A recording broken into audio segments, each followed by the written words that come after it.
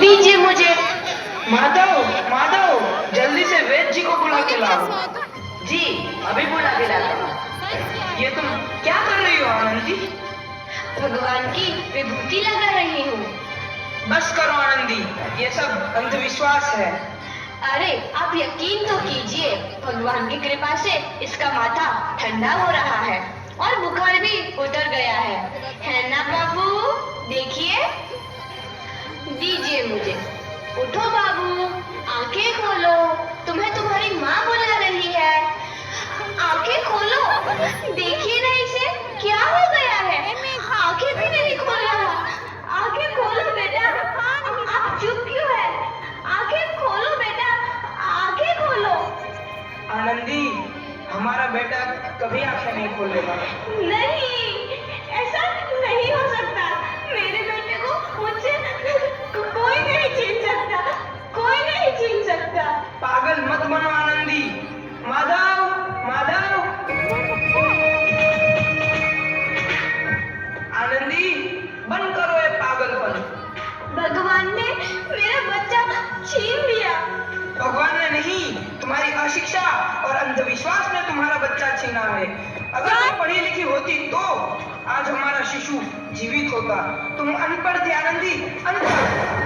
नहीं, अब मैं अनपढ़ नहीं रहूंगी, नहीं रहूंगी मैं अनपढ़। मैं पढ़ूंगी ताकि कल किसी और आनंदी को इलाज के अभाव में अपना बच्चा ना खोना पड़े। शाबाश आनंदी, और यही तुम्हारे अपराध के लिए प्रायश्चित भी है।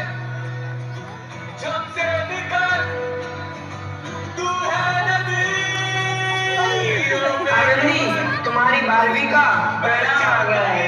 तुमने पूरे कॉलेज में प्रथम स्थान अर्जित किया है। आनंदी, तुम्हारी मेहनत रंग लाई है। तुम्हें शिक्षा वृत्ति मिली है। ये लो तुम्हारे अमेरिका जाने की टिकट। मुझे शिक्षा वृत्ति मिल गई, मैं अमेरिका जा रही हूँ।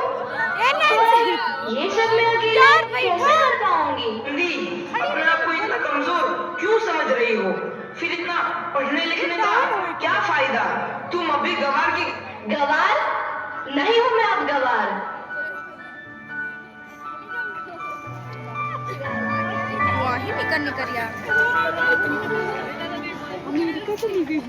तो इस प्रकार 7 अप्रैल 1883 को आनंदी अमेरिका के पेंसिल्वेनिया के लिए रवाना हुई और 3 साल बाद उन्होंने डॉक्टर ऑफ मेडिसिन की उपाधि प्राप्त कर ली। इधर आनंदी के पिता की तबीयत बहुत खराब है। आगे क्या होता है देखते हैं। लगता है अब मेरे जाने का समय आ चुका है। अब मैं नहीं बचूंगा। ऐसा मत बोलो। शहर के सिटी हॉस्पिटल में अमेरिका से डिग्री लेकर कोई बड़ा डॉक्टर आया है। एक बार वहाँ चलकर दिखा लेते हैं। हाँ, सही बोला भैया, कम से कम दिल को तसल्ली तो मिल जाएगी। हाँ हाँ, चलो चलो जल्दी हॉस्पिटल चलते हैं।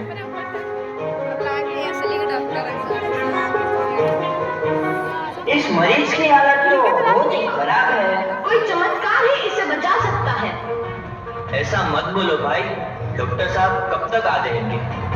लो आ गए डॉक्टर मैडम। डॉक्टर मैडम जल्दी देखिए, मरीज की हालत बहुत ही खराब है।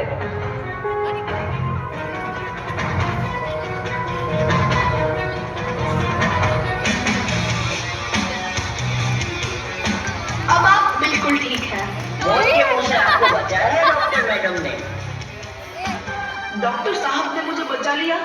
मुझे मिलना है डॉक्टर साहब से। डॉक्टर साहब नहीं, डॉक्टर मैडम बोलो। डॉक्टर मैडम, उन्होंने ही तुम्हें जीवन दान दिया है। लो आ गई डॉक्टर मैडम, मिल लो उनसे।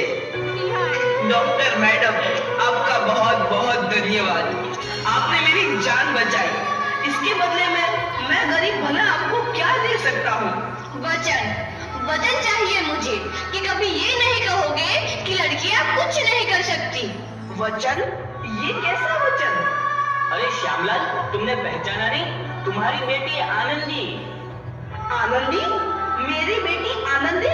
डॉक्टर? हाँ बापू, वही आनंदी जिसके लिए बचपन में तूने चूल्हा और दूल्हा के अलावा कुछ नहीं सोचा था। आनंदी, आनंदी मेरी बेटी, मुझे माफ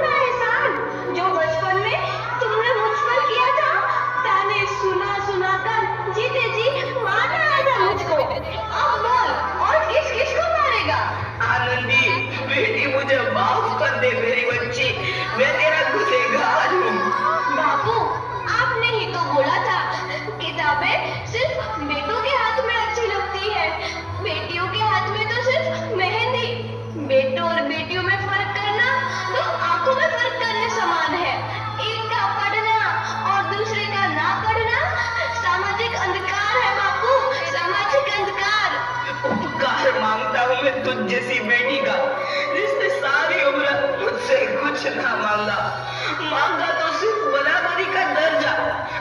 वरना सच तो यह है कि मैं तेरी माफी के लायक भी ना हूँ। मुझ जैसा बाप तेरी बराबरी कर सके, उसके मैं लायक भी ना हूँ मेरी बेटी, लायक भी ना हूँ। अपने बापू को क्या माफ नहीं करोगी आनंदी?